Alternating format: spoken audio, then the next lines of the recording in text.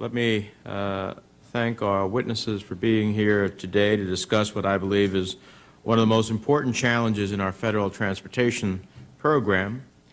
Investing in our transportation infrastructure and supporting 10 billion passenger trips every year is essential to our mobility, our economic development, our air quality, our overall quality of life, our ability to create jobs, and our global competitiveness. The benefits of investing are clear. The fact is, we're not investing enough.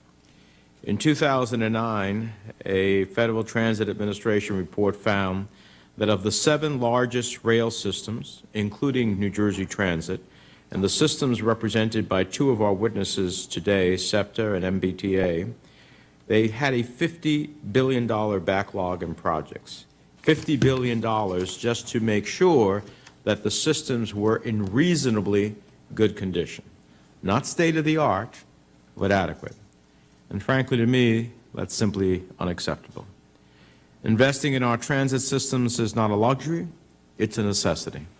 It's a win-win-win. It creates good family wage jobs, it makes our infrastructure safer, more efficient, more reliable, and it keeps us competitive. Just recently, my home state of New Jersey received an alarming wake-up call. The president of Amtrak announced that within 20 years, one or both of the tunnels under the Hudson River between New Jersey and New York will need to be shut down. Shutting down the Hudson tunnels is unthinkable, and not investing in keeping them open is unconscionable. These tunnels are over 100 years old, and to make matters worse, they were flooded with corrosive salt water during Hurricane Sandy. Within 20 years, these tunnels will be closed unless we commit ourselves to investing in keeping them open. According to Amtrak, if one of these tunnels were to close, they would have to reduce train traffic from 24 trains an hour to 6 trains per hour. That's 4 Amtrak trains, 2 New Jersey Transit trains per hour. For those of you who are not familiar with the commute from New Jersey into Manhattan, let me tell you that 2 transit trains an hour is simply not going to cut it. So we go from having the ARC project needlessly canceled, which would have built a new Hudson Tunnel and allow for 48 trains per hour, to a future of closed tunnels and 6 trains an hour in the heart of the Northeast Corridor. That's simply unthinkable. Losing the Hudson tunnels is not something our region can work around. There's no detour.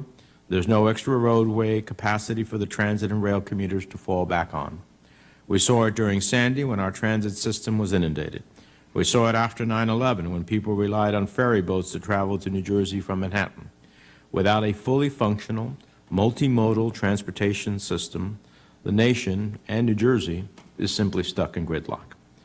But losing one or both of the Hudson tunnels would mean nothing less than the complete crippling of the region, and would send a terrible signal around the world about American competitiveness in the global economy, simply because we are unwilling to make the necessary investments in our transit system.